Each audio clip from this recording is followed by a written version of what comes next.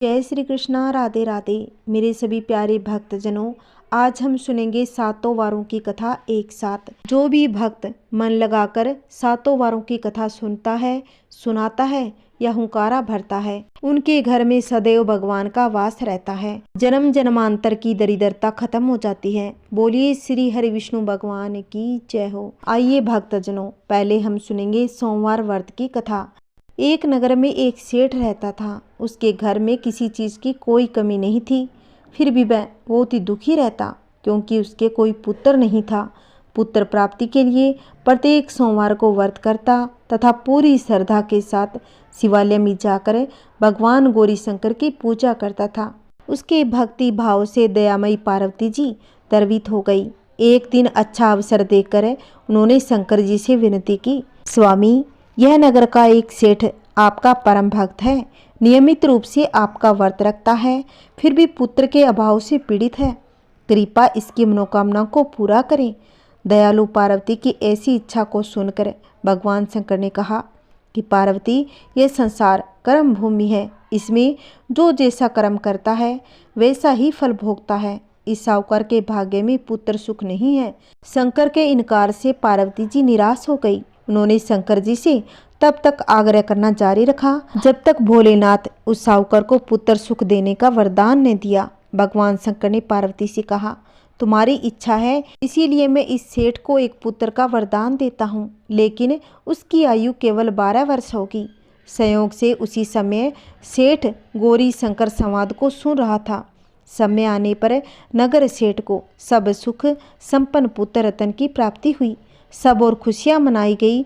नगर सेठ को बधाइयां दी गई, लेकिन नगर सेठ की उदासी में कोई कमी नहीं आई, क्योंकि वह जानता था कि यह पुत्र केवल 12 वर्ष के लिए है। उसके बाद काल इसे मुझसे छीन लेगा। इतने पर भी सेठ ने सोमवार का व्रत और गौरी शंकर का पूजन यथाविधि पहले की तरह करता रहा। जब बालक 11 वर्ष का हो गया तो वह पूर्ण युवा जैसा लगने लगा। सभी चाहने लगे कि उसका विवाह कर दिया जाए। सेठानी भी सेठ से यही आग्रह करती, किंतु सेठ पुत्र के विवाह को तैयार नहीं था। उसने अपने साले को बुलाकर आदेश दिया कि वह पर्याप्त धन लेकर पुत्र सहित काशी के लिए कुछ दिन के लिए चले जाए। रास्ते में भजन तथा दान दक्षिणा देता हुआ काशी पहुंचकर सर्व विद्या में पूर्ण बनाने का प्रयास करे। मामा भांजे काशी के लिए रवाना हो गए। हर पड़ाव पर वे यज्ञ करते, ब्राह्मणों को भोजन कराते और दान दक्षिणा देकर दीनहीनों को संतुष्ट करते। इसी प्रकार वह काशी की ओर बढ़ रहे थे कि एक नगर में उनका पड़ाव पड़ा था, और उस दिन उस नगर के राजा की कन्या का विवाह था। बारात आ चुकी थी, किंतु वर पक्ष पहले भयभीत थे, क्योंकि उनका वर एक आंख से काना था। उन्हें डर था कि इस बात का पता लगने पर कहीं राजा विवाह से इनकार ना कर दे, इससे उनकी बदनामी भी हो जाएगी। जब वर के पिता ने सेठ के पुत्र को देखा तो उसके दिमाग में एक विचार आया। उसने सोचा, क्यों न इस लड़के को दूल्हा बनाकर राजकुमारी से विवाह करा दूं। विवाह के बाद इसको बहुत सारा धन देकर विदा कर दूंगा और राजकुमारी को अपने नगर ले जाऊंगा। वर के पिता ने लड़के के मामा से इस संबंध में बातें की। मामा ने धन मिलने की लालच में वर के पिता की बात स्वीकार कर ली। लड़के को दूल्हे का वस्त्र पहनाकर राजकुमारी से विवाह कर दिया। राजा ने बहुत सारा धन देकर राजकुमारी को विदा किया। शादी के बाद लड़का जब राजकुमारी के साथ लौट रहा था तो वह सच नहीं छुपा सका। उसने राजकुमारी की ओढ़नी पर लिख दिया कि राजकुमारी, तुम्हारा विवाह मेरे साथ हुआ था। मैं तो काशी पढ़ने के लिए जा रहा हूँ। अब तुम्हें जिस नवयुग की पत्नी बनना पड़ेगा वह एकांक से काना है। जब राजकुमारी ने अपनी ओढ़नी पर लिखा हुआ पढ़ा तो उसने काने लड़के के साथ जाने से इनकार कर दिया। राजा को जब ये सब बातें पता लगी तो उसने राजकुमारी को महल में रख लिया और उनके साथ विदा नहीं किया। उधर लड़का अपने मामा के साथ काशी पहुंच गया और गुरुकुल में पढ़ना शुरू कर दिया। जब उसकी आयु 12 वर्ष की हुई तो उसने यज्ञ किया। यज्ञ की समाप्ति पर ब्राह्मणों को भोजन कराया, खूब अन्न वस्त्र दान दिए। रात को वह अपने शयन कक्ष में सो गया। शिव के वरदान के अनुसार शयन अवस्था में ही उसके प्राण पखेरु उड़ गए। सूर्योदय पर मामा मृत भांजे को देखकर रोना पीटना शुरू कर दिया। आसपास के लोग भी एकत्रित होकर दुख प्रकट करने लगे। लड़के के मामा के रोने का विलाप सुनकर समीप से गुजरते हुए भगवान शिव और माता पार्वती जी ने सुना तो माता पार्वती ने भगवान से कहा कि हे प्राणनाथ, मुझे इसके रोने की सवर सह नहीं होते, आप इस व्यक्ति के कष्ट को अवश्य ही दूर करें।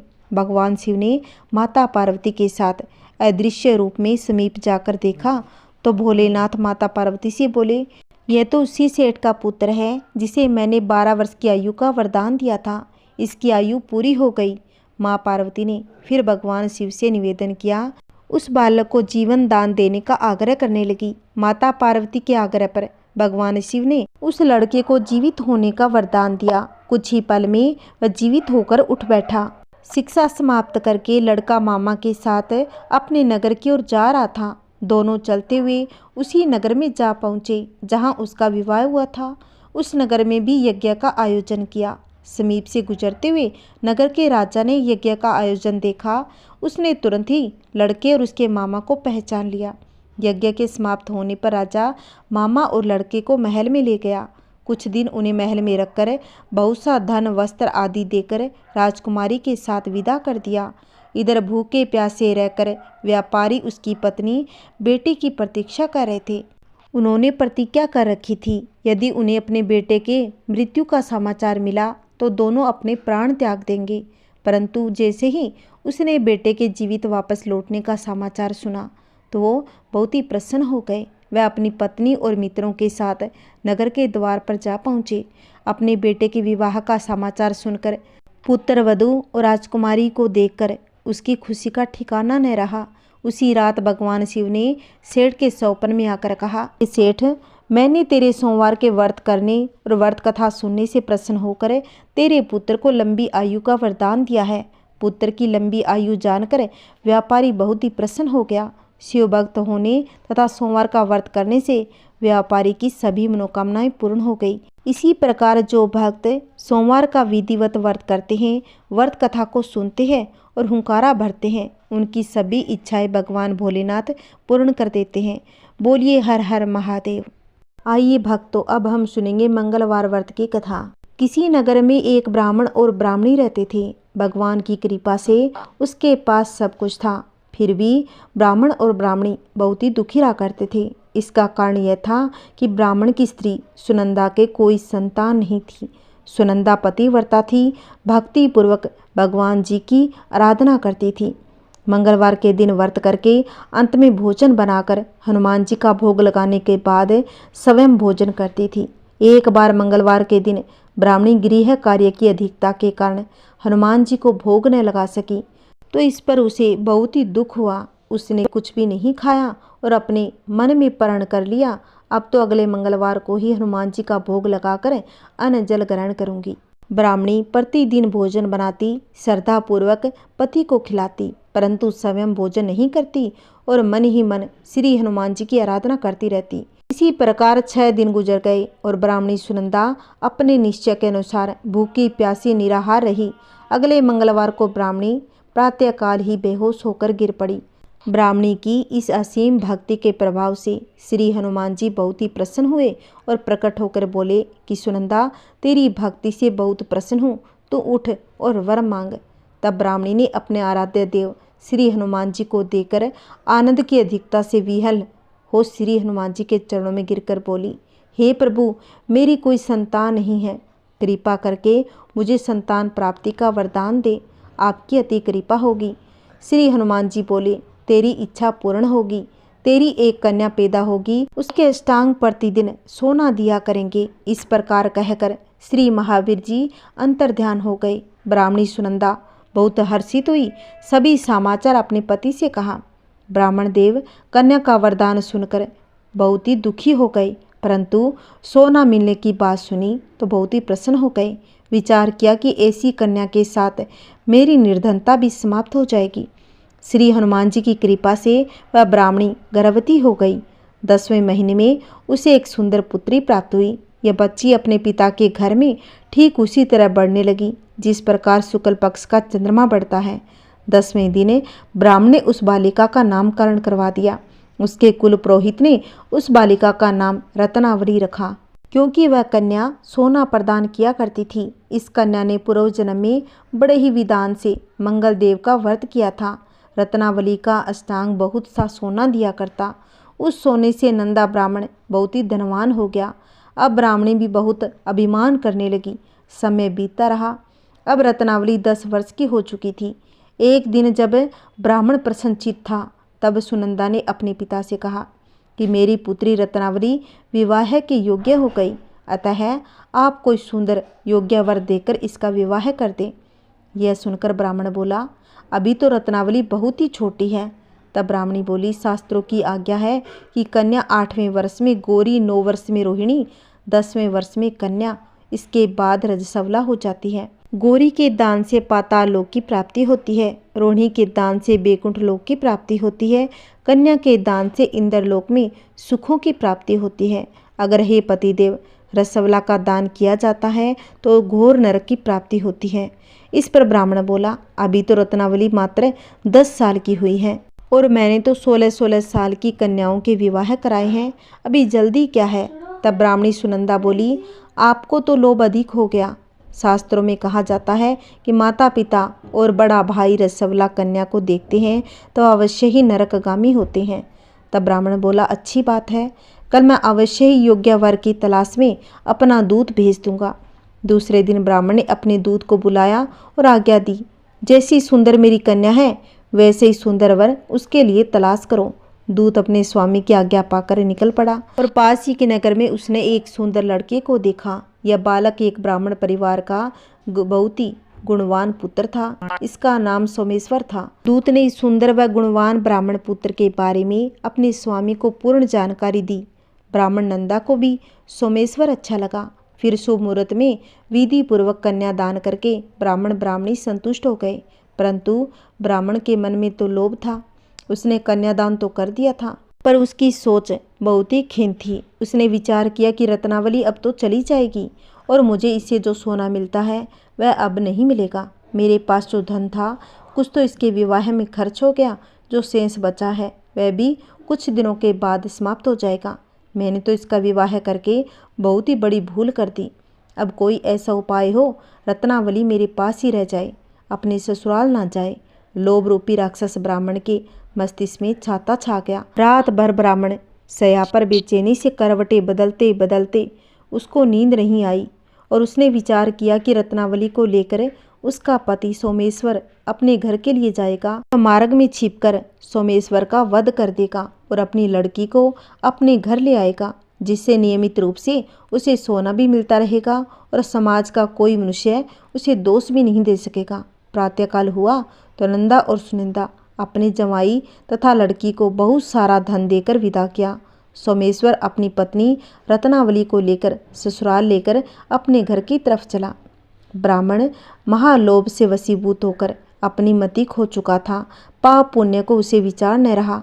अपने भयानक व क्रूर निर्णय को कार्य रूप देने के लिए अपने दूत को मार्ग में अपने जमाई का वध करने के लिए भेज दिया था, ताकि रत्नावली से प्राप्त होने वाला सोना उसे हमेशा के लिए मिलता रहे और वो कभी निर्धन न हो। ब्राह्मण के दूत ने स्वामी की आज्ञा का पालन करते हुए उसके जमाई सोमेश्वर का रास्ते में ही वध कर दिया था।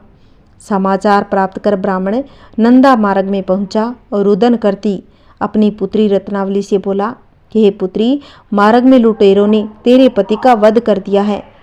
अब तू घर चल, वहाँ पर ही रहकर शेष जीवन व्यतीत कर। जो भाग्य में लिखा था वही होगा।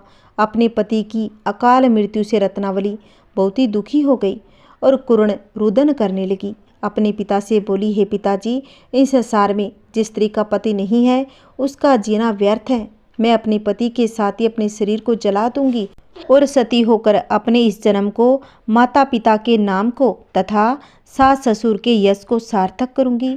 ब्राह्मण अपनी पुत्री रत्नावली के वचनों को सुनकर बहुत ही दुखी हो गया। विचार करने लगा, मैंने व्यर्थ ही जवाई का वध करके पाप अपने सिर पे लिया है।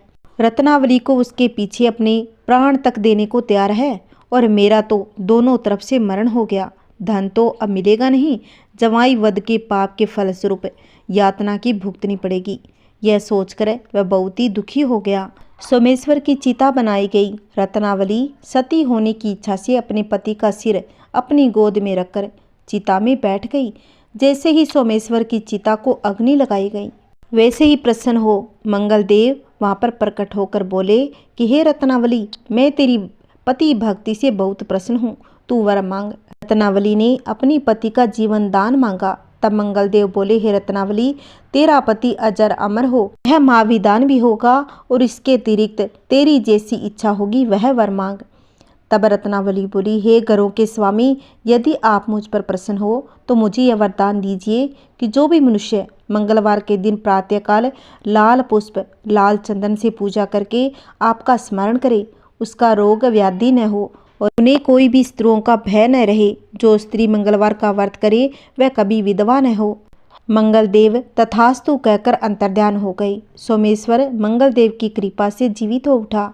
रत्नावली अपने पति को पुनः प्राप्त कर बहुत ही प्रसन्न हो गई और मंगलदेव का व्रत प्रत्येक मंगलवार को करके व्रतराज और मंगलदेव की कृपा से इस लोक में सुख ऐश्वर्य को भोगते हुए अंतकाल में पति के साथ स्वर्ग लोक चली गई।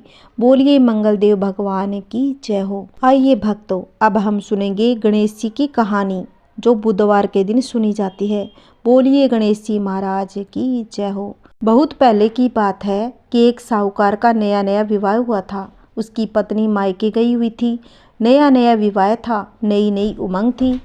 साहूकार का परिवार भी कुछ खास बड़ा नहीं था। जो रिश्तेदार थे उनके घर बहुत दूर थे। अब साहूकार को अकेलापन खाए जा रहा था। वह बुधवार के दिन ही अपनी पत्नी को लेने के लिए ससुराल जा पहुंचा। साहूकार की ससुराल में बड़ी आवभगत हुई, लेकिन ससुराल में तो अपनी पत्नी से खुलकर बात करना दूर, सूरत देखना तक मुश्किल हो गया था। उसने अपने सास ससुर से कहा कि आप अपनी बेटी को विदा कर दीजिए, आज मुझे जाना है। उस दिन बुधवार था। सास ससुर ने समझाया कि बेटा, आज बुधवार का दिन है, इस दिन बेटी की विदाई नहीं करते। किसी भी शुभ कार्य के लिए यात्रा पर जाना बुधवार के लिए शुभ नहीं माना जाता। लेकिन साहूकार नहीं माना और कहा कि इन सब बातों को मैं नहीं मानता, आप हमें जाने का आशीर्वाद दीजिए। अब अपने दामाद के आगे सास ससुर की नहीं चलने वाली थी। अब सास ससुर को बिना मन से ही तैयारी करनी पड़ी। बेटी की विदाई कर दी। अब चलते चलते रास्ते में साहूकार की पत्नी को प्यास लगाई। साहूकार जैसे ही पानी लाने गया तो वापस आके देखा कि उसकी पत्नी के सामने उसी का हमशक्ल गाड़ी पर अपनी पत्नी के बगल में बैठा हंस हंस कर उसकी पत्नी के साथ बातें कर रहा था। उसकी पत्नी भी एक शकल के दो दो व्यक्तियों को देखकर परेशानी में पड़ गई कि उसका असली पति कौन सा है। जैसे साहूकार ने पत्नी के पास बैठे व्यक्ति से पूछा कि भाई, आप कौन हो? तब उसके पत्नी के पास बैठा व्यक्ति बोला कि मैं इस नगर का साहूकार हूँ और भला नगर से अपनी पत्नी को लेकर आ रहा हूँ। तुम बताओ, तुम कौन हो जो मेरा वेश बदल कर इस कबाब में हड्डी बनने आए हो? ऐसे बहसबाजी करते करते दोनों में झगड़ा बढ़ गया। झगड़े को देखकर राज्य के सिपाही वहां पर आ गए और साहूकार को पकड़ लिया। अब सिपाही भी इस चक्कर में पड़ गए कि दोनों की शक्ल तो एक समान है, असली साहूकार कौन सा है? उन्होंने साहूकार की पत्नी से पूछा कि आपका असली पति कौन सा है? वह बेचारी क्या जवाब देती। तब साहूकार ने हाथ जोड़ लिए और भगवान से विनती करने लगे, भगवान, ये आपकी क्या माया है? तभी आकाशवाणी हुई कि अरे मूर्ख, याद कर, कुछ देर पहले ही तूने अपने सास ससुर की आज्ञा न मानकर भगवान बुद्ध का अपमान किया और बुधवार के दिन तू अपनी पत्नी को लेकर चल पड़ा, जबकि तुझे इस दिन गमन नहीं करना चाहिए। यह स्वयं बुद्ध देव हैं जो तुम्हें सबक सिखाने आए हैं। तब साहूकार ने कान पकड़कर माफ़ी मांगी और आगे से कभी ऐसा न करने का वचन दिया। बुधवार को नियम पूर्वक व्रत पालन करने का संकल्प लिया। तब जाकर साहूकार के रूप में प्रकट हुए बुद्ध देवता वहां से अंतर्ध्यान हो गए। साहूकार अपनी पत्नी को प्रसन्नतापूर्वक अपने घर ले गया और इस घटना के बाद साहूकार उसकी पत्नी दोनों नियमित रूप से बुधवार का व्रत का पालन करने लगी। जो भी व्यक्ति इस कथा को कहता है या सुनता है या फिर पढ़ता है, उसे बुधवार के दिन यात्रा करने से किसी तरह का दोष नहीं लगता, समस्त सुखों की प्राप्ति होती है। बुधवार के दिन बुद्ध देवता के साथ साथ भगवान गणेश की भी पूजा करनी चाहिए। बोलिए श्री हरि विष्णु भगवान की जय हो। बोलिए गणेश जी महाराज की जय हो। ये भक्तों, अब हम सुनेंगे बृहस्पतिवार व्रत की कथा। प्राचीन काल में एक ब्राह्मण रहता था। वह बहुत ही निर्धन था, उसके कोई संतान नहीं थी। उसकी स्त्री बहुत ही मलिनता के साथ रहती थी। वह न तो स्नान करती न किसी देवता का पूजा पाठ करती। इससे ब्राह्मण देवता बहुत ही दुखी हो जाते। बेचारे अपनी पत्नी को बहुत समझाते, किंतु उसका कुछ परिणाम न निकलता। भगवान की कृपा से ब्राह्मण की स्त्री के कन्या रूपी रतन पैदा हुआ। कन्या बड़ी होने पर प्रातः स्नान करके भगवान विष्णु का जाप और बृहस्पतिवार का व्रत करने लगी। अपने पूजन पाठ को समाप्त करके विद्यालय जाती, अपनी मुट्ठी में जौ भर के ले जाती और पाठशाला के रास्ते में डालती जाती। तब वे जौ स्वर्ण के हो जाते और लौटते वक्त उनको बीनकर अपने घर पे ले आती। एक दिन वह बालिका सूप में उस सोने के जौ को फटकार कर साफ कर रही थी। उसके पिता ने देख लिया तो कहा कि हे बेटी, सोने के जौ के लिए सोने का सूप होना चाहिए। दूसरे दिन बृहस्पतिवार था। इस कन्या ने व्रत रखा और बृहस्पति देव से प्रार्थना करके कहा, मैंने आपकी पूजा अगर सच्चे मन से की है तो मेरे लिए सोने का सूप दे दो। बृहस्पति देव ने उसकी प्रार्थना को स्वीकार कर लिया और रोजाना की तरह वह कन्या जौ फैलाती हुई जाने लगी। जब आते समय वह लौटकर जौ को बीन रही थी तो बृहस्पति देव की कृपा से सोने का सूप मिला। उसे वह घर ले आई और उसमें जौ साफ करने लगी, परंतु उसकी माँ का तो वही ढंग रहा। एक दिन की बात है कि वह कन्या सोने के सूप में जौ साफ कर रही थी। उस समय उस शहर का राजपुत्र वहां से होकर निकला। इस कन्या के रूप और कार्य को देखकर वह उस पर मोहित हो गया तथा अपने घर आकर भोजन तथा जल का त्याग कर उदास होकर लेट गया। राजा को इस बात का पता लगा तो अपने प्रधानमंत्री के साथ उसके पास आए और बोले कि बेटा, तुम्हें किस बात का कष्ट है? अगर किसने अपमान किया है अथवा कोई और कारण है तो मुझे कहो, मैं वही कार्य करने को तैयार हूँ। तो वह प्रसन्नता के साथ बोला, नहीं पिताजी, कोई बात नहीं है। राजकुमार ने बातें सुनी तो वह बोला, मुझे आपकी कृपा से किसी बात का कोई दुख नहीं, किसी ने मेरा कोई अपमान नहीं किया, परंतु मैं उस लड़की से विवाह करना चाहता हूँ जो सोने के सूप में जो फटकार रही थी। यह सुनकर राजा आश्चर्य में पड़ गया और बोला कि बेटा, इस तरह की कन्या का पता तुम ही लगाओ, मैं उसके साथ तेरा विवाह करने के लिए तैयार हूँ। राजकुमार ने उस लड़की के घर का पता बतलाया। तब मंत्री उस लड़की के घर गए और ब्राह्मण देवता को सभी हाल कह सुनाया। ब्राह्मण देवता अपनी बेटी की शादी राजकुमार के साथ करने के लिए तैयार हो गया और पूरी विधि विधान के अनुसार ब्राह्मण की कन्या का विवाह राजकुमार के साथ हो गया। कन्या के घर से जाते ही पहले की भांति उस ब्राह्मण देवता के घर में गरीबी का निवास हो गया। अब भोजन के लिए अन्न बड़ी मुश्किल से मिलता। एक दिन दुखी होकर ब्राह्मण देवता अपनी पुत्री के पास गए और बेटी ने पिता की दुखी अवस्था को देखा और अपनी माँ का हाल पूछा। तब ब्राह्मण ने सभी हाल कहा। कन्या ने बहुत सा धन देकर अपने पिता को विदा कर दिया। इस तरह ब्राह्मण का कुछ समय सुखपूर्वक व्यतीत हुआ। कुछ दिन बाद फिर वही हाल हुआ। ब्राह्मण फिर अपनी कन्या के पास गया और सारा हाल कहा। तब लड़की ने कहा, पिताजी, माता जी को मेरे पास ले आओ, मैं उसे विधि बता दूंगी जिससे गरीबी दूर हो जाएगी। तब ब्राह्मण देवता अपनी पत्नी को साथ लेकर बेटी के घर पहुंचा। तब बेटी माँ को समझाने लगी कि माता, तुम प्रातःकाल प्रथम स्नान आदि करके विष्णु भगवान का पूजन करो, सब दरिद्रता दूर हो जाएगी। परंतु उसकी माँ ने एक भी बात नहीं मानी। प्रातःकाल उठकर अपनी पुत्री के बच्चों का जूठन खाने लगी। इससे उसकी पुत्री को बहुत ही गुस्सा आ गया और एक रात को कोठरी से सारा सामान निकाल दिया और अपनी माँ को इसमें बंद कर दिया। प्रातःकाल उसे निकाला और स्नान आदि करा के पाठ करवाया। उसकी माँ की बुद्धि ठीक हो गई और फिर से प्रत्येक बृहस्पतिवार को व्रत रखने लगी। इस व्रत के प्रभाव से उसके माँ बाप बहुत ही धनवान हो गए और पुत्रवान भी हो गए। ये बृहस्पति भगवान जैसे उसकी बेटी को दिया वैसा भगवान सबको दे। कहानी कहते, कहानी सुनाते, हुंकारा भरते, सबके घर में सुख शांति बनी रहे। आइए भक्तजनों, अब हम सुनेंगे संतोषी माता की कथा। एक बुढ़िया थी, उसके 7 पुत्र थे। 6 कमाने वाले थे, एक निकम्मा था। बुढ़िया माँ 6 पुत्रों की रसोई बनाती, भोजन कराती, पीछे से जो भी बचता वो 7वें को दे देती। परंतु वह भोला था, मन में कुछ भी विचार नहीं करता। एक दिन अपनी बहू से बोला, देखो मेरी माता मुझ पर कितना प्यार करती है। तब वह कहने लगी, सबका जूठा बचा हुआ तुमको खिलाती है। वह कहने लगा, ऐसा भी कहीं हो सकता है? जब तक मैं अपनी आंखों से देख न लूं, मान नहीं सकता। बहू ने कहा, देख लोगे तब तो मानोगे। कुछ दिन बाद बड़ा त्योहार आया। घर में 7 प्रकार के भोजन और चूरमा के लड्डू बने। मैं जांचने के लिए सिर दर्द का बहाना कर पतला कपड़ा सिर पर ओढ़कर रसोई में सो गया और कपड़े में से सब कुछ देखता रहा। छौबाई भोजन करने आए। उसने देखा माँ ने उनके लिए सुंदर सुंदर आसन बिछाए हैं, 7 प्रकार की रसोई परोसी है। वह आग्रह कर उन्हें जिमाने लगी।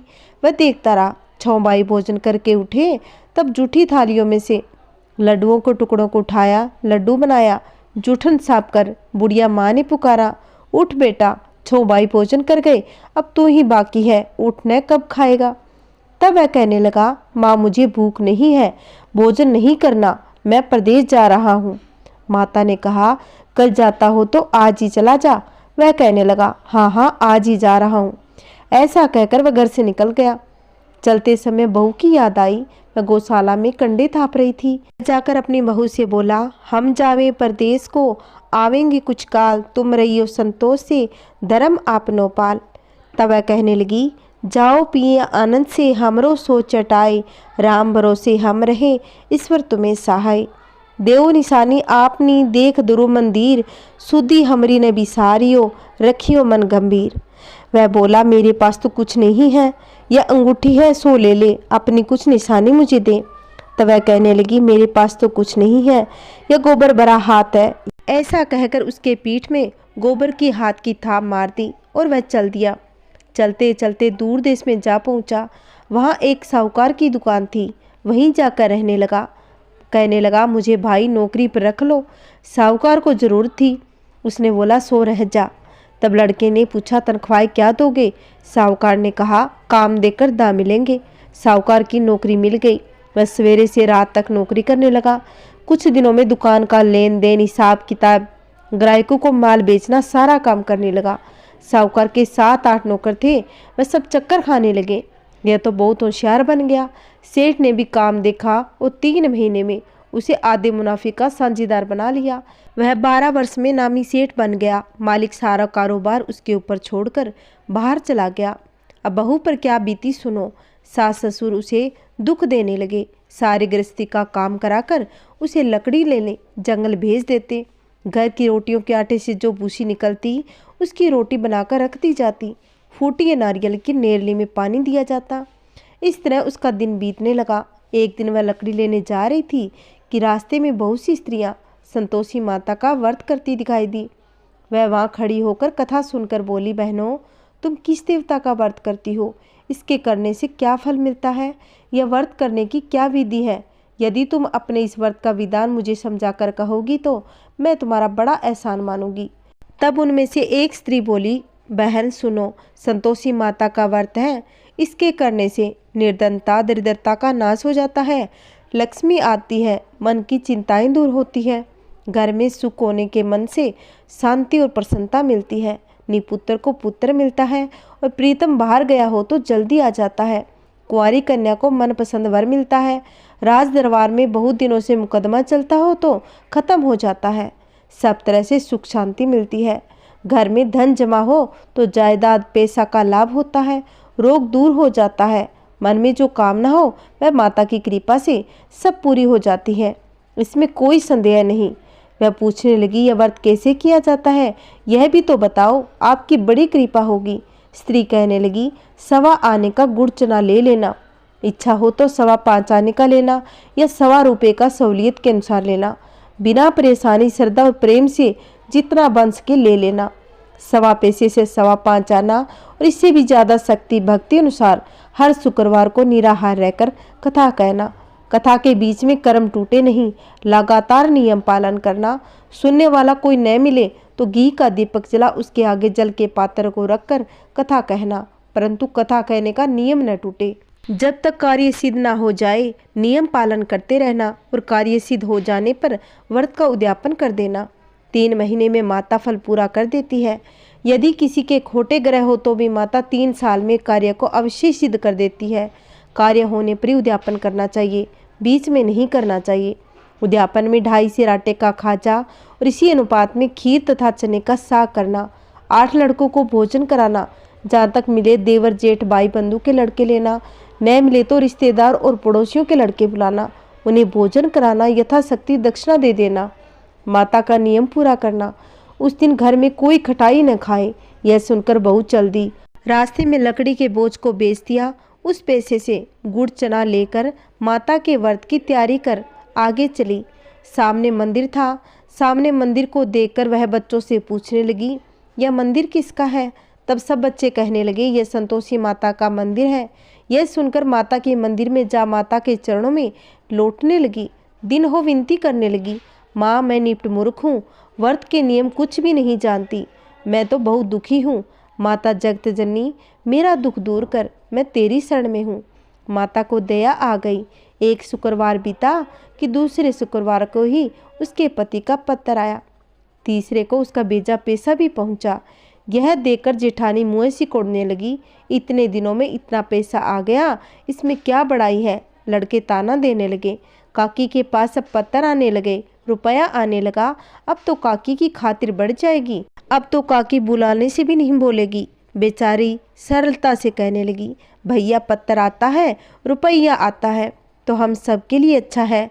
ऐसा कहकर आंखों में आंसू भरकर माता संतोषी के मंदिर में मातेश्वरी के चरणों में गिरकर रोने लगी। माँ से विनती करने लगी, माँ मैंने तुमसे पैसा नहीं मांगा, मुझे पैसे से क्या काम, मुझे तो अपने सुहाग से काम है। मैं तो अपने स्वामी के दर्शन और सेवा मांगती हूँ। तब माता ने प्रसन्न होकर कहा, जा बेटी तेरा स्वामी आएगा। यह सुनकर खुशी से बावली हो घर में जाकर काम करने लगी। अब संतोषी माँ विचार करने लगी, इस बोली सी पुत्री को मैंने कह तो दिया तेरा पति आएगा, पर आएगा कहाँ से? वह तो इसे सौपन में भी याद नहीं करता। उसे याद दिलाने के लिए मुझे जाना पड़ेगा। इस तरह माता बुढ़िया के बेटे के पास सौपन में प्रकट होकर कहने लगी, साहूकार के बेटे सोता या जागता? तब वह कहने लगा, माता सोता भी नहीं हूँ, जागता भी नहीं हूँ, बीच में हो, कहो क्या आज्ञा है। तब माँ कहने लगी, तेरा घर बार कुछ है या नहीं? तब वह कहने लगा, मेरा सब कुछ है, माँ बाप भाई बहन बहू, क्या कमी है? तब माँ कहने लगी, भोले पुत्र तेरी पत्नी घोर कष्ट उठा रही है, माँ बाप उसे कष्ट दे रहे हैं, दुख दे रहे हैं, वह तेरे लिए तरस रही है, तू उसकी सुधि ले। तब वह कहने लगा, माता यह तो मुझे मालूम है, परंतु जाऊं कैसे? परदेश की बात है, लेन देन का कोई हिसाब नहीं, जाने का कोई रास्ता नजर नहीं आता, कैसे चला जाऊं? तब माँ कहने लगी, मेरी बात मान, सवेरे नहा धोकर माता का नाम ले, घी का दीपक जला, दंडवत कर दुकान पर जा बैठना। तब देखते देखते तेरा लेन देन सब चुक जाएगा, माल बिक जाएगा, शाम होते होते धन का ढेर लग जाएगा। तब वह लड़का सवेरे जल्दी उठकर उसने सपने की बात सभी लोगों से कही। वे सब उसकी बात को अनसुनी करके खिल्ली उड़ाने लगे। कहीं सपने भी सच होते हैं। एक बूढ़ा बोला, भाई मेरी बात मान, इस तरह सच झूठ कहने के बदले देवता ने जैसा तेरे को कहा है वैसा ही करना, तेरा इसमें क्या चाहता है? तब बूढ़े की बात मानकर वह ना धोकर संतोषी माता को दंडवत कर घी का दीपक जला दुकान पर जा बैठा। थोड़ी देर में क्या देखा कि देने वाले रुपए लाए और लेने वाले हिसाब लेने लगे। कोठे में भरे सामानों के खरीदार नगद दाम में सौदा करने लगे और शाम तक धन का ढेर लग गया। माता का नाम लेकर घर ले जाने के वास्ते गहना कपड़ा खरीदने लगा। वहाँ से काम से निपट तुरंत घर को रवाना हो गया। वहाँ बहू बेचारी जंगल में लकड़ी लेने जाती, लौटते वक्त माता जी के मंदिर में विश्राम करती और उसका रोज रुकने का स्थान जो ठहरा। दूर से धूल उड़ती देख वह माता से पूछने लगी, माता ये धूल कैसी उड़ रही है? तब माँ कहने लगी, पुत्री तेरा पति आ गया, अब तू ऐसा कर लकड़ियों के 3 बोझ बना ले, एक नदी के किनारे पर रख, दूसरा मेरे मंदिर पर, तीसरा अपने सिर पर रख। तेरे पति को लकड़ी का गट्ठर देखकर मोह पैदा होगा, वह वहाँ रुकेगा, नाश्ता पानी बना खा पीकर माँ से मिलने आएगा। तब तू लकड़ी का बोझ उठाकर जाना और बीच चौक में गट्ठर डालकर बोलना, लो सासू जी लकड़ियों का गट्ठर, लो भूसी की रोटी दो, नारियल के खोपड़े में पानी दो, आज मेहमान कौन आया है? माँ की बात सुन बहुत अच्छा माता कहकर प्रसन्न हो लकड़ियों के 3 गट्ठर ले आई। एक नदी के तट पर रखा, एक माता के मंदिर पर रखा। इतने में एक मुसाफिर वहाँ आ पहुँचा। सूखी लकड़ी देखकर उसकी इच्छा हुई कि यही निवास करे। भोजन बनाकर खा पीकर गांव जाए। इस प्रकार भोजन बनाकर विश्राम ले गांव को गया। सबसे प्रेम से मिला। उसी समय बहू सिर पर लकड़ी का गट्ठर लिए आई और कहने लगी, लकड़ी का भारी बोझ आंगन में डाल दिया और जोर से 3 आवाजें लगाई। लो सासू जी, लकड़ी का गट्ठर, भूसी की रोटी दो, नारियल के खोपड़े में पानी दो, आज मेहमान कौन आया है। यह सुनकर उसकी सास अपने दिए हुए कष्टों को बुलाने हेतु कहने लगी, बहू ऐसा क्यों कहती हो, तेरा मालिक ही तो आया है, आ बैठ, मीठा भात खा, भोजन कर, कपड़े गहने पहन।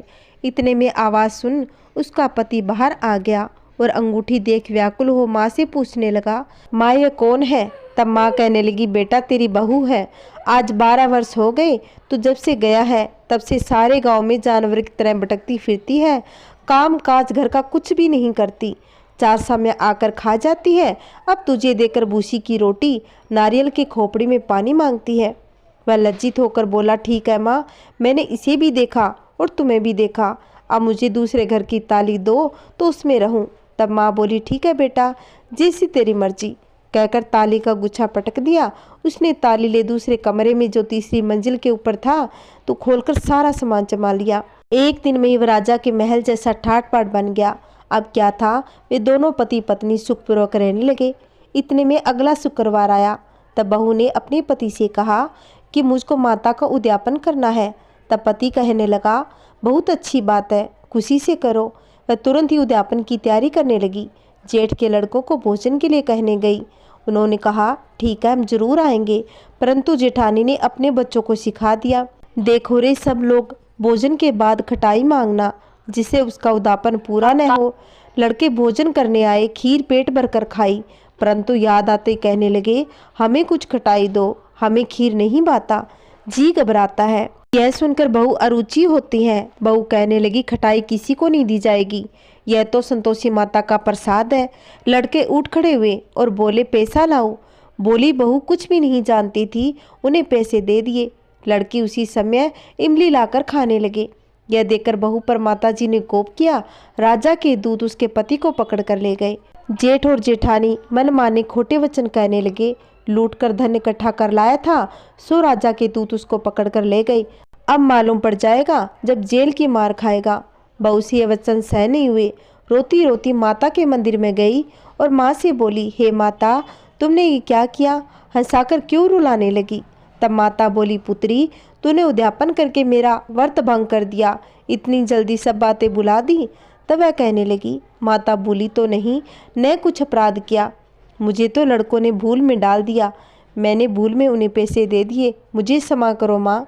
तब संतोषी माँ कहने लगी, ऐसी भी कहीं भूल होती है भला। वह बोली, माँ मुझे माफ़ कर दो, मैं फिर से तुम्हारा उद्यापन करूँगी। तब माँ कहने लगी, भूल मत जाना। वह बोली, अब भूल न होगी माँ। अब बताओ वे कैसे आएंगे। माँ बोली, तेरा मालिक तुझे रास्ते में आता मिलेगा। तब वह घर को चली। राय में पति आता मिला। उसने पूछा, तुम कहाँ गए थे। तब वह कहने लगा, इतना धन जो कमाया था उसका टैक्स राजा ने मांगा, वह भरने गया था। तब वह प्रसन्न हो बोली, भला हुआ, अब घर को चलो। कुछ दिन बाद फिर शुक्रवार आया। वह कहने लगी, मुझे माता का उद्यापन करना है। पति ने कहा, करो। फिर जेठ के लड़कों को भोजन को कहने गई। जेठानी ने 1-2 बातें सुना दी, लड़कों को सिखा दिया कि पहले ही खटाई मांगने लग जाना। लड़के कहने लगे, हमें खीर नहीं भाता, जी बिगड़ता है, कुछ खटाई खाने को दो। वह बोली, खटाई खाने को नहीं मिलेगी, खाना हो तो खाओ। वह ब्राह्मण के लड़कों को भोजन के लिए कहने गई।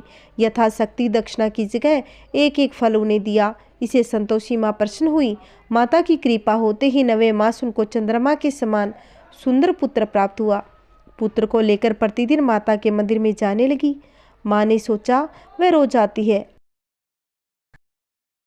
आज क्यों न मैं इनके घर जाकर देखूं इसका आसरा कैसा है। यह विचार कर माता ने भयानक रूप बना लिया। गुड़ और चने से सना मुख, ऊपर सूंड के समान होठ, उस पर मक्खियां बिन बिना रही थी। दहलीज में पाँव रखते ही सास चिल्लाने लगी, देखो रे कोई चुड़ैल चली आ रही है, लड़कों इसे भगाओ नहीं तो किसी को खा जाएगी। लड़के डरने लगे, चिल्लाकर खिड़की बंद करने लगे। बहू रोशनदान से सब देख रही थी। प्रसन्नता से पागल होकर चिल्लाने लगी, आज मेरी माता मेरे घर आई है। यह कहकर बच्चे को दूध पीने से हटाने लगी। इतने में सास का क्रोध फूट पड़ा।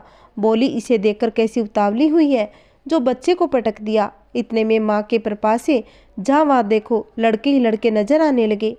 वह बोली, माँ जी, जिनका मैं व्रत करती हूँ यह वही संतोषी माता है। इतना कहते ही झट से सारी किवाड़ खोल देती है। सबने माता के चरण पकड़ लिए विनती कर कहने लगे, माता, हम मूर्ख हैं, हम अज्ञानी हैं, पापी है, तुम्हारे व्रत की विधि हम नहीं जानते। तुम्हारा व्रत भंग कर हमने बड़ा अपराध किया। हे माता, आप हमारे अपराध को क्षमा करो। इस प्रकार माता प्रसन्न हुई। माता ने बहू को जैसा फल दिया वैसा माता सबको दे, जो पड़े उसका मनोरथ पूर्ण हो। बोलो संतोषी माता की जय हो। ये भक्तों संतोषी चालीसा रसपान करते हैं। बंदो संतोषी चरण रिद्धि सीधी दातार, ध्यान धरत ही होत न दुख सागर से पार। भक्तन को संतोष दे संतोषी तव नाम, कृपा करु जगदम्बा अब आया तेरे धाम। जय संतोषी मात अनुपम शांति दायनी रूप मनोरम, सुंदर वर्ण चतुर्भुज रूपा वेश मनोहर ललित अनुपा। श्वेतांबर रूप मनहारी, माँ तुम्हारी छवि जग से न्यारी। दिव्य स्वरूपा आयत लोचन, दर्शन से हो संकट मोचन। जय गणेश की सुता भवानी, रिद्धि सीधी की पुत्री ज्ञानी। अगम अगोचर तुम्हारी माया, सब पर करो कृपा की छाया। नाम अनेक तुम्हारे माता, अखिल विश्व है तुमको ध्याता। तुमने रूप अनेक धारे, को कही सके चरित्र तुम्हारे। धाम अनेक कहाँ तक कहिए, सुमिरन तब करके सुख लहिए। विंध्याचल में विंध्यावासिनी, काटेश्वर सरस्वती सुहासिनी। कलकत्ते में तू ही है काली, दुष्ट नासिनी महाकराली। संबलपुर बहुचरा कहलाती, भक्त जनों का दुख मिटाती। ज्वाला जी में ज्वाला देवी, पूजत नित्य भक्त जन सेवी। नगर मुंबई की महारानी, महालक्ष्मी तुम कल्याणी। मथुरा में मीनाक्षी तुम हो, सुख दुख सबकी साक्षी तुम हो। राजनगर में तुम जगदम्बे, बनी बदरा काली में तू अम्बे। पावागढ़ में दुर्गा माता, अखिल विश्व तेरा यश गाता। काशीपुराधीश्वरी माता, अन्नपूर्णा नाम सुहाता। सर्वानंद करो कल्याणी, तुम्ही शारदा अमृतवाणी। तुम्हारी महिमा जल में थल में, दुख दरिदर सब मेटो पल में। जेते ऋषि और मुनीसा, नारद देव और देवेशा। इस जगती के नर और नारी, ध्यान धरत है मात तुम्हारी। जा पर कृपा तुम्हारी होती, है पाता भक्ति का मोती। दुख दरिदर संकट मिट जाता, ध्यान तुम्हारा जो जन ध्याता। जो जन तुम्हारी महिमा गावे, ध्यान तुम्हारा कर सुख पावे। जो मन राखे शुद्ध भावना, ताकि पूर्ण करो कामना। कुमति निवारी सुमति की दात्री, जयती जयती माता जगधात्री। शुक्रवार का दिवस सुहावन, जो व्रत करे तुम्हारा पावन। गुड़ छोले का भोग लगावे, कथा तुम्हारी सुने सुनावे। विधिवत पूजा करे तुम्हारी, फिर प्रसाद पावे शुभकारी। शक्ति सामर्थ्य हो जो धन को, दान दक्षिणा दे वीरपन को। वे जगती के नर और नारी, मनवांछित फल पावे भारी। जो जन शरण तुम्हारी जावे, वो निश्चय भव से तर जाए। तुम्हारा ध्यान कुंवारी ध्यावे, निश्चय मनवांछित वर पावे। सदवा पूजा करे तुम्हारी, अमर सुहागिन हो वह नारी। विधवा धर के ध्यान तुम्हारा, भव सागर से उतरे पारा। जयती जयती जय संकट हारनी, विघ्न विनाशक मंगल करनी। हम पर संकट है अति भारी, वेगी खबर लो मात हमारी। निस्तिन ध्यान तुम्हारा ध्याता, देह भक्ति वर हमको पाता। यह चालीसा जो नित गावे, वो भव सागर से तर जाए। जय संतोषी माता। बोलिए शनि महाराज की जय हो। एक ब्राह्मण को सपने में नीली घोड़ी पर नीले कपड़े पहनकर एक आदमी दिखाई देता है और कहता है, हे ब्राह्मण देवता, मैं तेरे लगूंगा। ब्राह्मण घबरा कर उठा। अगली रात को यही सपना उसे फिर आ गया और यह सपना उसे रोज आने लगा। वह परेशान हो गया और चिंता के मारे दुबला होने लगा। उसकी पत्नी ने पूछा कि इतना अच्छा खाते हो पीते हो, फिर भी क्या कारण है कि दिन ब दिन दुबले होते जा रहे हो। ब्राह्मण ने अपनी पत्नी को सारी बात कही। ब्राह्मणी बोली कि वह अवश्य ही शनि महाराज होंगे। अब की बार दिखे तो कहना कि लग जाओ, पर सवा पहर से ज़्यादा मत लगना। ब्राह्मण को सपना आया और सपने में वही दिखे। तब ब्राह्मण ने कहा कि लग जाओ, पर कितने समय के लिए लगोगे। शनि जी बोले कि 7.5 वर्ष का लगूंगा। तब ब्राह्मण ने कहा कि क्षमा करे शनि जी, इतना भारी तो मुझसे झेला नहीं जाएगा। तब शनि जी बोले तो 5 वर्ष का लग जाऊं। ब्राह्मण बोला, यह भी मेरे लिए ज़्यादा है। शनि जी बोले 2.5 साल का लग जाऊं। ब्राह्मण ने मना किया तो शनि जी कहने लगे, 1.25 पहर का तो लगूंगा, इतना तो कोडी कलंगी भिखारी के भी लग जाता हूँ। तब ब्राह्मण ने कहा ठीक है। ब्राह्मण को 1.25 पहर की शनि की दशा लग गई। ब्राह्मण ने नींद से जाकर ब्राह्मणी से कहा कि मेरे 1.25 पहर की शनि की दशा लग गई, इसलिए मैं जंगल में जाकर यह समय बिताऊंगा। मेरे लिए तू खाने पीने का सामान बांध दे। मेरे पीछे से किसी से लड़ाई झगड़ा नहीं करना, इसका भी ध्यान रखना। ज़्यादातर घर में ही रहना, बच्चों का भी ध्यान रखना। 1.25 पहर के समय में कोई गाली भी दे तो चुपचाप सुन लेना, बहस मत करना। ये सब समझाकर ब्राह्मण जंगल में चला गया। जंगल में ब्राह्मण एक पीपल के पेड़ के नीचे बैठ गया और हनुमान जी का पाठ करने लगा। 1 पहर बीत गया। ब्राह्मण ने सोचा बाकी बचा समय रास्ते में बीत जाएगा, इसलिए वह चल पड़ा। रास्ते में एक बाड़ी में मतीरे लगे देखे। माली से एक मतीरा खरीदा और पोटली में बांधा और आगे बढ़ गया। आगे एक आदमी मिला जो असल में शनिदेव थे। ब्राह्मण से पूछा कि पोटली में क्या है? तब ब्राह्मण ने कहा कि मतीरा है। शनिदेव बोले दिखाओ। ब्राह्मण ने जैसे ही पोटली खोली, उसमें राजकुमार का कटा हुआ खून से लथपथ सिर दिखाई दिया।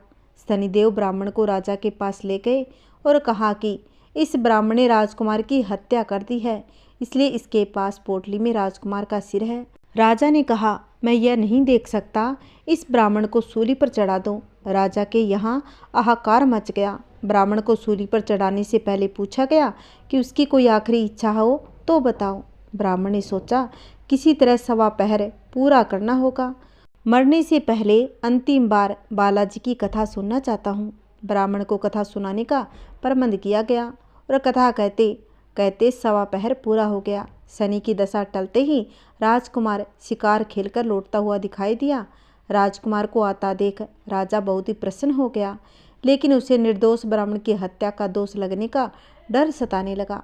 उसने तुरंत घुड़सवार सैनिकों को ब्राह्मण को आदर सहित ले जाने के लिए भेजा और ब्राह्मण राज दरबार में आया तो राजा ने क्षमा मांगी और पोटली दिखाने के लिए कहा। पोटली खोली तो उसमें मतीरा था। राजा ने इन सब के बारे में पूछा तो ब्राह्मण ने कहा मुझे 1.25 पहर की शनिश्चर की दशा लगी थी, इस कारण यह सब तमाशा हुआ। राजा ने पूछा यह दशा कैसे टलती है? ब्राह्मण बोला राजा यह सेठ के लगे तो काला हाथी या काला घोड़ा दान करें, गरीब के लगे तो पीपल की पूजा करें।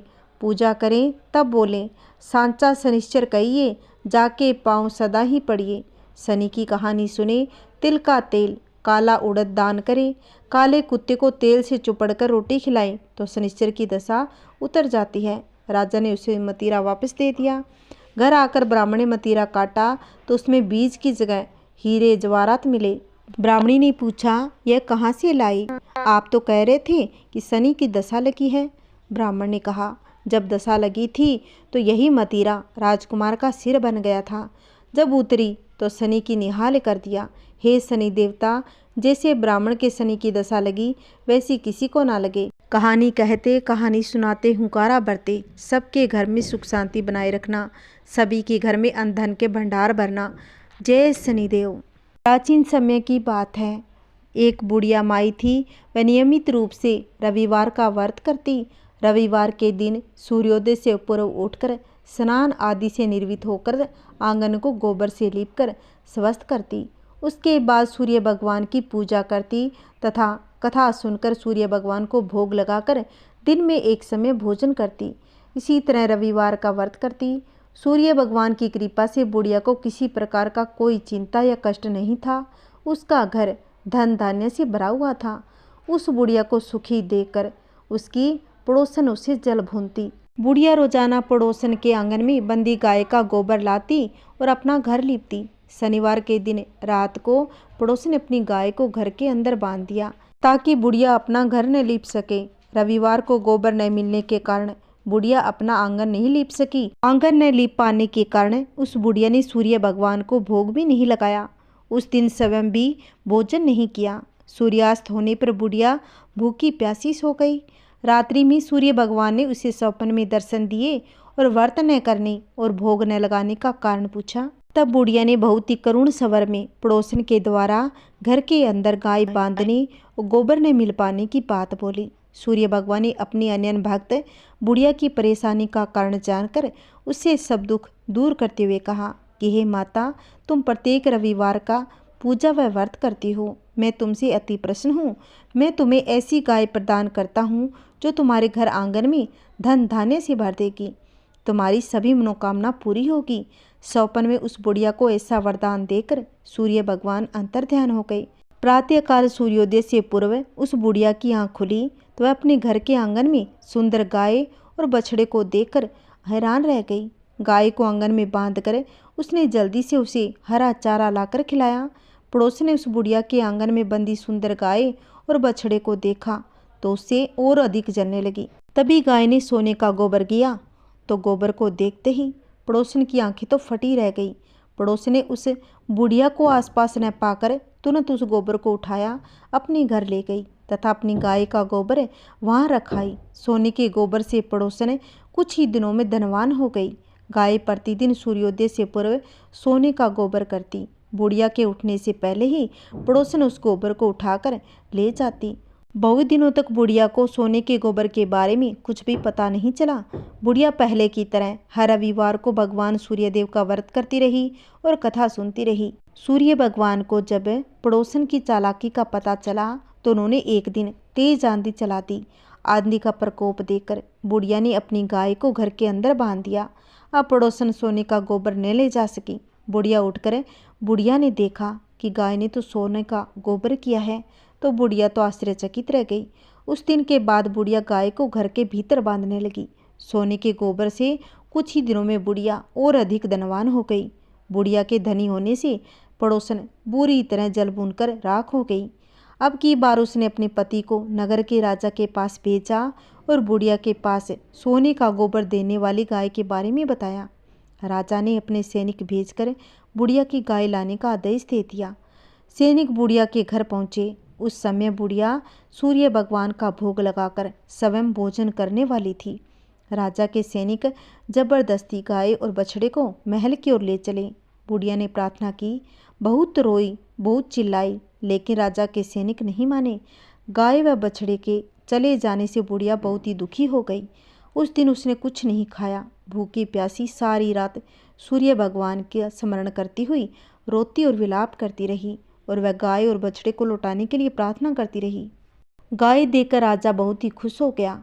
सुबह राजा ने देखा कि गाय ने तो सोने का गोबर किया है, तो राजा भी आश्चर्यचकित रह गया। उधर सूर्य भगवान को भूखी प्यासी बुढ़िया को इस तरह तड़फता देखकर बहुत ही दुख हुआ और प्रार्थना करते देख उस बुढ़िया पर दया आ गई। उसी रात सूर्य भगवान ने राजा को स्वप्न में कहा कि हे राजन, बुढ़िया की गाय व बछड़ा तुरंत लौटा दो, नहीं तो तुम पर विपत्तियों का पहाड़ टूट जाएगा, तुम्हारे राज्य में भूकंप आ जाएगा, तुम्हारा महल नष्ट भ्रष्ट हो जाएगा। सूर्य भगवान के स्वप्न में बुरी तरह भयभीत राजा ने प्रातः उठते ही गाय और बछड़ा बुढ़िया को लौटा दिया।